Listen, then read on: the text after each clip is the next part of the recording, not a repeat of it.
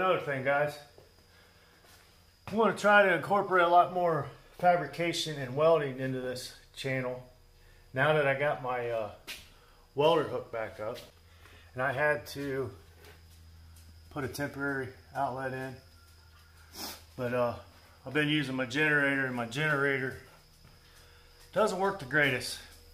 I mean, it works, the generator works awesome, but the welder doesn't like the generator voltage, so I had to put in a 220 20 amp outlet so I can use the welder the right way. But hopefully you'll see more fabrication videos and stuff in the future. And don't forget, that dude right there, we'll be doing Will It Run. That engine I got, I have never started it or nothing, so we'll get that. That'll be a Will It Run video. But until next time, have a great day. Don't forget to like and subscribe. See ya.